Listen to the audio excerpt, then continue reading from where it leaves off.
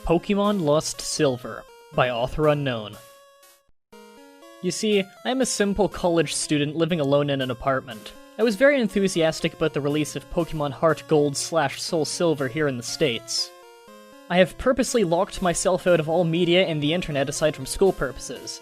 That means no 4chan, no V, no Bulbapedia, etc. As I was busy with the school year and being poor at the time, I wasn't able to buy Soul Silver on its launch date. After my school year ended, I ordered Soul Silver on Amazon. However, it would take a week for it to arrive. I decided during that time I would replay my Crystal version on Game Boy Color. However, I realized that long ago my mom threw it away because I told her that the save went dead, and I was very upset about it then. She also threw away my Silver version, so all I have is my Game Boy Color. As such, I sent it to GameStop and bought a used Silver version, as it's the only Pokemon game left that they have for GBC. $10, fairly cheap. I went home and started it up for a nostalgia trip. However, that's where things started getting bizarre, and most likely the reason why you read this. The Game Freak logo started up as normal, but it just froze there. I thought the cart just errored or something, so I turned it off and on. The same thing happened. I tried pressing A and start over and over and all of the buttons. Eventually, the logo vanished and there was a black screen for about 5 seconds. Suddenly, rather than going to the usual menu screen, I was already in the game in a previous saved file, which was odd as I was expecting all these carts would be wiped by poor battery. Either way, I wasn't complaining, as I would have chosen the continue option to see what the previous guy did anyways. First off, I checked his trainer information. His name was just Ellipsis. He didn't have much originality. I checked his profile and apparently he had 999 hours put into the game, with all 16 badges, 99,999 Pokédollars, and all 251 Pokemon on the Pokédex. Seeing as he apparently had Mew and Celebi logged also, I'm guessing he either used a Game Genie, or was a really hardcore Pokemon player back in the day. I checked his Pokemon to see what a badass team he has. To my surprise, I saw 5 unknowns and a 6th Pokemon named Hurry. I'm thinking that this must be some cruel joke by the person who last played this game, but I decided to check the profiles of these Pokemon anyways. As expected, they were different letters of unknown, all level 5. I was a bit shaky with my unknown alphabet at the time, but I identified the word spelled out to be leave. As for the 6th Pokemon, it turned out to be a Cyndaquil. Mind you, this was before there were individualized Pokemon icons. The Cyndaquil looked normal, but it was level 5 with only 1 HP left and only 2 attacks, Leer and Flash. I don't know why they named him Hurry, but at the time I just disregarded it. The most eerie thing was that, despite my volume being at max, none of the Pokemon had their usual cries, just pure silence. Having enough of the team, I closed it. I was parked at what appeared to be the room inside Bellsprout Tower. However, for some reason, there were no NPCs around. Even more eerie was that the pillar in the middle of the room didn't move at all, as if it was leaning on its side. There was no music at all, and there was no exit or ladder, or at least I thought there wasn't. I walked around for a few minutes, but can't seem to find a way out. This was certainly not a room I've seen in the Bellsprout Tower before. I've tried checking my items for an escape rope, but the bag was completely empty. There wasn't any wild Pokemon either. Finally, I've managed to find a ladder, which turned out to be behind the pillar. The screen turned black and the music finally started playing. I had a sudden chill, as I recognized that the melody I had heard to be the theme you hear when you listen to the radio at the Elf Ruins where the Unknown are at. I immediately realized that it wasn't a loading transition, but rather I was in a dark room and would need flash. Before I took care of that though, I immediately checked my Pokegear to change the radio to something more pleasant, but it turns out there was no radio card, or even a phone nor time cards. There was only a map card in which Gold, Ellipsis from earlier, and I will call him Gold from now on, was just walking in a midst of black. I recall that Cyndaquil has Flash, so I turned off my Pokegear and made Cyndaquil use Flash. I didn't see any message saying Hurry has used Flash or anything like that. The room just became lit, just like that, and soon I regretted it. The room was a chilling blood red, with a linear gray path heading south. The ladder I used to go up and down was not there at all. I had no choice but to head south. The screen got darker every 20 steps I made, until finally I made it to the end, which appears to be a sign. I read the sign, which said, "Turn back now." Suddenly, I was asked to answer yes, no, but there was no question asked. I chose yes as I did not know what it was asking, and the screen went black again, making the ladder climbed sound. The unknown radio music stopped, and in a few seconds was replaced by the not as creepy pokey flute radio music. I was in another dark room, but I held my breath and used flash again. Suddenly, it said that Hurry has fainted, which is odd because I recall it had no status condition like poison on him, and I clearly wasn't in a battle. I checked my Pokemon quickly, and suddenly he was no longer in my party. In fact, after a bit of investigating, none of my Pokemon are there, but instead all replaced with level 10 Unknown. I did it the same as before and spelled out the Unknown. My then team of Unknowns spelled, "He died."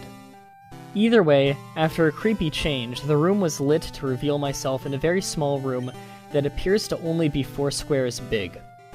The walls of that room were gray bricks, as if I was hiding inside something that was hollowed out. Outside that room appears to be a bunch of graves similar to that in Pokemon Red and Blue.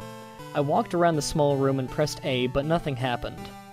I've already concluded that this was clearly a hacked game and some sadistic fuck sold it to GameStop.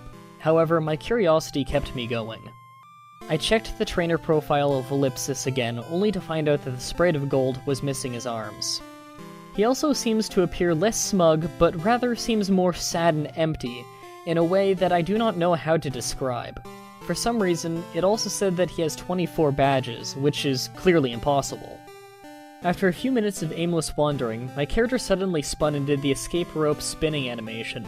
Instead of flying up though, my character spun downwards, slowly, as if sinking. After that screen, the music stopped.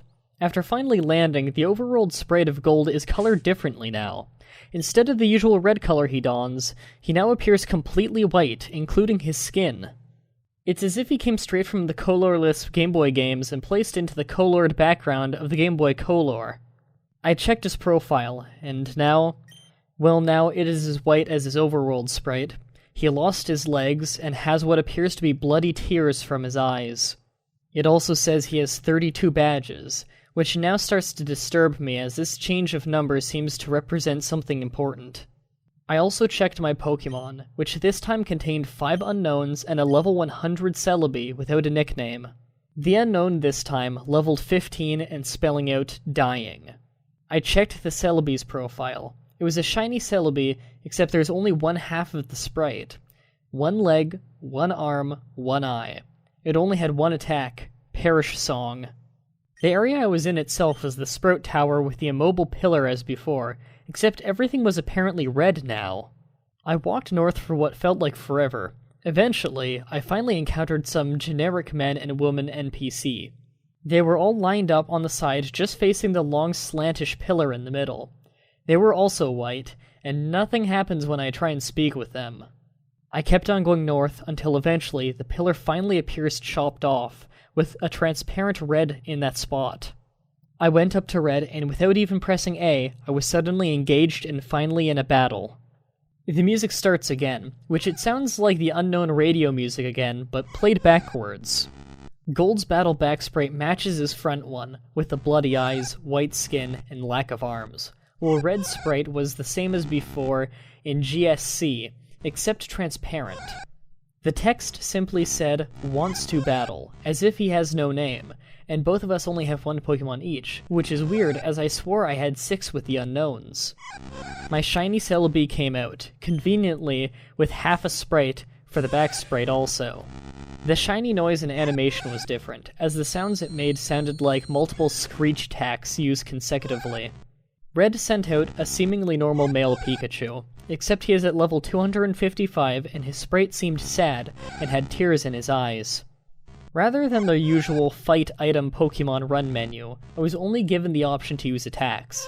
Since Celebi only had 1, I chose it. Naturally, since Pikachu was level 255, he went first. Pikachu used Curse, lowering his speed and increasing his other stats. I'm not even sure if Pikachu could use Curse. Celebi used Perish Song. In 3 turns, both Pokemon will get KO'd. not like I have a choice. At this point, I didn't even go back to the fight menu, as the battle just continued without me. Also note that there were no animations at all for some reason. Pikachu used Flail, which didn't do much damage despite his level and boost as his health was maxed. Celebi used Perish Song. Nothing happened as it was already used. Pikachu used Frustration, which did a shit ton of damage, knocking Celebi down to less than 10 HP. Celebi used Pain Split, which surprised me as Celebi didn't even have that attack in the first place. Now Celebi and Pikachu have about 150 HP. Pikachu used Mean Look, not like that did anything. As expected, due to the effects of Perish Song, my Celebi fainted, except in the text it said, Celebi has died, and instead of the ordinary drop-off screen animation, the Celebi's back sprite just vanished. For some reason, the Pikachu was still up even with Perish Song, and it didn't count as my loss. Pikachu used one more different attack beyond the 5 attack limit. Pikachu used Destiny Bond. Afterwards, it said Pikachu has died, with a slow fade-out animation. Apparently, I was the winner as the transparent red sprite showed up and said, ... At that point, I just freaked out, as that transparent red sprite was suddenly beheaded, leaving nothing but his transparent body, and the battle then ended at that point, and faded out along with the music.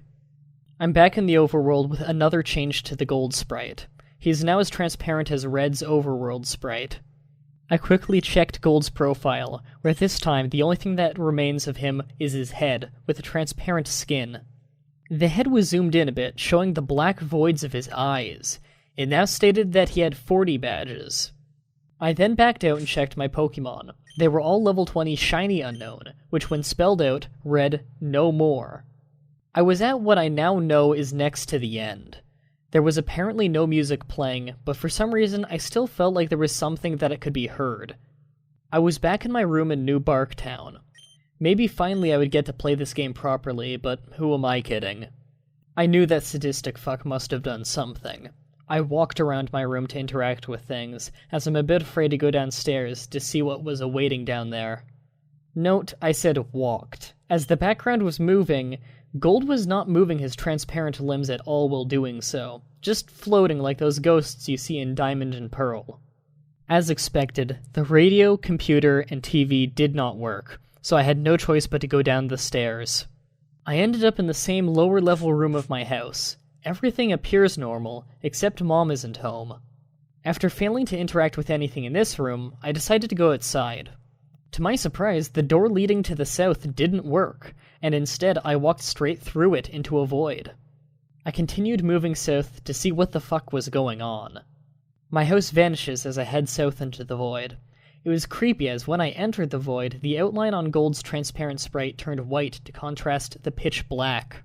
Eventually I reached a white area, and Gold's sprite turned black and transparent again. I continued south without thinking of stopping at all. After a long trek, I finally encountered something. It was Gold's regular sprite. I talked to it. He said, "Goodbye forever, ellipsis." Notably, with a space in between the forever and ellipsis, and vanished. As that happened, it said question mark, used nightmare, which at that point, I would not deny that being possible. Gold did another escape rope animation, spinning slowly downwards like before. I'm now back in that small hollowed-out room surrounded by graves earlier. Or at least I say I was back there, as there's no sprite anymore. I tried to walk around, but nothing moved, not even a wall-bumping noise. I checked my trainer's profile with absolutely no gold sprite left. It said I have 0 badges and all the pictures of Johto gym leaders at the bottom were replaced with skulls. I checked my Pokemon, which were all level 25 unknown. As expected, it spelled out a phrase that I dared to read. I'm dead. As soon as I went back to the overworld, the room I supposedly was in was then covered with the same blocks as the walls. I then figured out what exactly that room was when the final text said, R.I.P. That room was a big grave, surrounded by other graves. Gold had already been dead. He died presumably a few years after he defeated Red. He was a young trainer who, despite his efforts in collecting so many badges and attempting to become a Pokemon Master, was still unable to avoid the inevitable fate of death, and his efforts were eventually forgotten by the next generation. I was unable to escape from the text no matter what I pressed. I tried resetting the game and the same thing happened, at which I finally decided to give up on that horrible nightmare. After that experience, I never looked at the gimmick Unown the same way again. They say that only the first generation have folktales and legends, but the second generation have shown me how unpleasant the truth can be. I eventually enjoyed Soul Silver immensely, but I still cannot unthink what that rigged game has told me. That was Pokemon Lost Silver by author unknown. Last thoughts? Absolutely fantastic. Before I get into why I think this was so great, I want to say that the author is not 100% unknown. Although from what I can find, this was originally posted on 4chan, the author helped whoever made the fan ROM of the game make a separate series of events for if no was said at the sign. That leads me to believe that someone might know who made this story. If someone watching this video happens to know the username of the author, please let me know so I can give proper credit in the annotations and description. Back onto the subject of the story, you can really see why this story got so popular. It stays within the confines of the game, it never tries to say the game was haunted or affects real life in any way, and the message at the end wasn't too in your face. It keeps things believable, so you don't need to stretch your suspension of disbelief very far to get sucked into the story. On top of that, it's not extremely visual with things that could easily be gory. In fact, there's little to no gore at all unless you count body parts vanishing. Instead, all of the details about the visuals are focused on things that are not necessarily scary, but things that are just wrong. For instance, how the pillar is not moving in Bellsprout Tower. I find that creeps the reader out on a much deeper level than just talking about gory things, and that imprints the story into the minds of the reader a lot longer. There have been a lot of copycats, but they never live up to the original. Pokemon Lost Silver rightfully earned its place as one of the best Pokemon Creepypastas out there. Tune in next time when we'll be looking at another Pokemon Creepypasta that takes place in the second generation of Pokemon, with Easter Egg, Snow on Mount Silver. Until next time, sweet dreams.